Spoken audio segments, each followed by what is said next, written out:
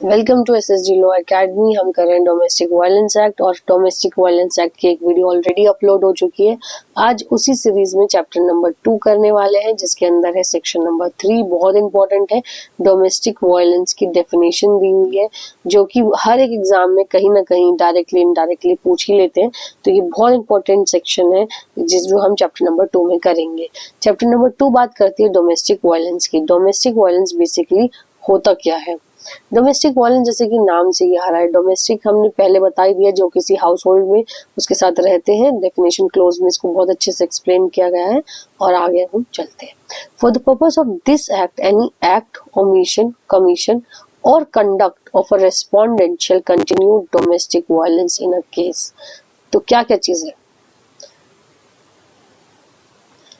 कोई भी act, omission, omission का मतलब है ड्यूटी है करने की लेकिन कर नहीं रहे हो। कमीशन, कुछ काम कर रहे हो, कुछ एक्शन ले रहे हो। या कमीशन न होने के बाद कंडक्ट। तो ये जो चार चीजें हैं ना, act, omission, commission and conduct, इन चारों को कोई पर्सन अगर कर रहा हो, रेस्पोंडेंट अगर कर रहा हो, तो उसे डोमेस्टिक वायलेंस कहेंगे। और उस एक्ट, कमीशन या कंडक्ट में क्या कर रहा हो? Harm, injuries or endangers the health, safety, life, limb of well-being। किसी की हेल्थ, सेफ्टी, लाइफ, वेल-बीइंग और वेदर, ठीक है, किसको वायलेट कर रहा हो? वेदर मेंटल और physical of the aggrieved person or tends to do so, including causing physical abuse, sexual abuse, verbal, emotional abuse and economic abuse।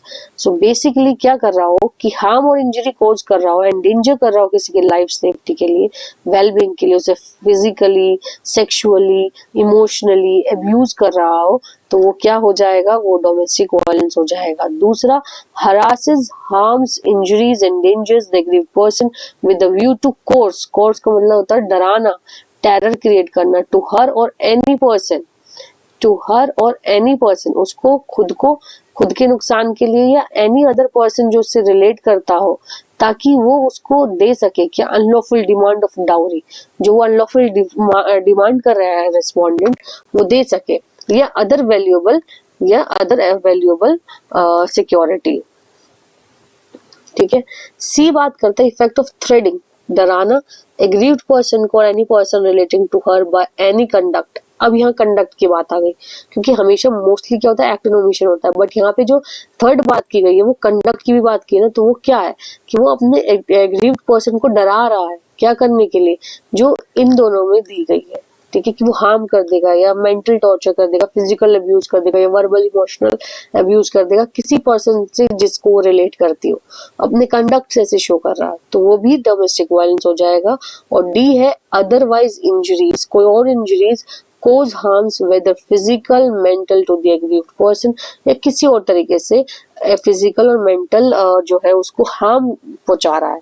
तो ये चार ऐसे क्लोजेस हैं जो इसमें बात की गई है। अब इसका जो एक्सप्लेनेशन क्लोज है वो बात करता है for the purpose of this section, इस सेक्शन के लिए क्या? फिजिकल अब्यूज क्या होता है? Physical abuse means any act और conduct which is for such a nature as to cause bodily pain, harm, danger to life, limb, health or impair the health or development of an aggrieved person, including assault, criminal intimidation और criminal force। उसको assault करे, criminal intimidation करे या criminal force करे, तो उसको physical abuse कहेंगे।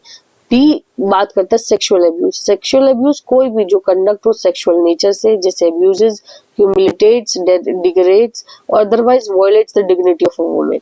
Verbal और इमोशनल अब्यूज क्या होगा? वर्बल और इमोशनल अब्यूज में आ जाएगा इंसल्ट करना, रिडिकुल करना, ह्यूमिलिटेशन करना, नेम कॉलिंग करना, insult of ridicule specifically with regarding to not having a child और अ मेल चाइल्ड, कि बेटा नहीं होगा, है ना। रिपीटेडली थ्रेट करना, फिजिकल पेन करना to person in whom the aggrieved person is interested, ठीक है, जिसमें वो इंटरेस्ट है उसको रिपीटेडली थ्रेट कर देना फिजिकल पेन देने के लिए।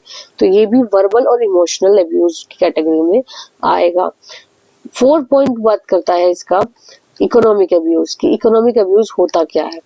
इकोनॉमिक अब्यूज होता है deprivation of all or any of the economic and financial resources to which the aggrieved person is entitled under any law or custom, whether payable under any order or court or otherwise, with the aggrieved person require out of necessity, including but not limited to household necessities for the aggrieved person, her children, if any stridhan property jointly separately owned by the aggrieved person, payment of rental related to the shared household.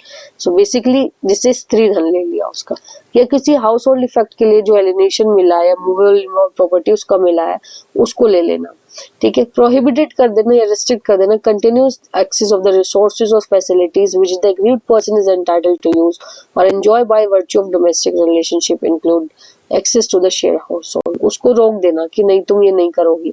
यह explanation 2 बात करती है for the purpose of determining whether an act is act और omission और commission और conduct of a respondent constitute domestic violence under this act, the overall fact and circumstance of the case shall be taken to consideration. तो इन्होंने कहा है कि हमें ये देखना है कि क्या वो एक्ट या कंडक्ट जो है वो डोमेस्टिक वायलेंस कर रहा है या नहीं, ये देखने के लिए हमें उसके ओवरऑल एक्ट को देखना पड़ेगा, ठीक है। तो इसका एक रिवीजन मान लेते हैं कि क्या कह रही है। ये कह रहा है कि डोमेस्टिक वायलेंस होता क्या है। डोमेस्टिक वायलेंस एक्ट, ओमिशन और कमीशन और कंडक्ट से होता है, किसके, रेस्पोंडेंट के, जो रेस्पोंडेंट करेगा, ठीक है, उसके एक्ट, ओमिशन और कमीशन से होगा। और ये हार्म, इंजरी, एंडेंजर करना किसी के हेल्थ, सेफ्टी, लाइफ, लिम, वेलबींग को, physical abuse, sexual abuse, emotional abuse, economic abuse भी आएगा। फिर हरास करना, इंजरी करना या अनलॉफुल डिमांड करना डाउरी की या कोई वैल्यूएबल सिक्योरिटी की। तीसरा क्लोज है कि उसको थ्रेटन करना एग्रीव्ड पर्सन को कि अपने कंडक्ट से कि मैं हार्म, इंजरी और एंडेंजर दे दूंगा, या फिर ये सब जो 1 और 2 में दिया है वो चीज कर दूंगा, या किसी और तरीके से इंजरी और हार्म देना। फिर उन्होंने फिजिकल अब्यूज बताया। फिजिकल अब्यूज का मतलब होता है कि हेल्थ और लाइफ को, मतलब असॉल्ट करना, क्रिमिनल इंटिमिडेशन करना, क्रिमिनल फोर्स करना। सेक्सुअल अब्यूज किसी भी तरीके से ह्यूमिलिटेट करना, डेरोगेट करना डिग्निटी ऑफ वुमेन को। Verbal and emotional abuse, insult करना, रिपीटेडली थ्रेट देना, ये सब चीजें वर्बल और इमोशनल अब्यूज में जाएगा। इकोनॉमिक में जो उसकी स्त्री धन ले लेना, उसको डिप्राइव्ड कर देना, उसको कंटिन्यू ना करना, रिसोर्सेज नहीं प्रोवाइड करना, ये सब चीजें इकोनॉमिक अब्यूज में आ जाएंगे। और इसका एक्सप्लेनेशन नंबर 2 देखना है कि वेदर दैट एक्ट, ओमिशन और कंडक्ट जो है वो डोमेस्टिक वायलेंस है कि नहीं, ये हम उसके ओवरऑल फैक्ट और सर्कमस्टेंसेस पे के हिसाब से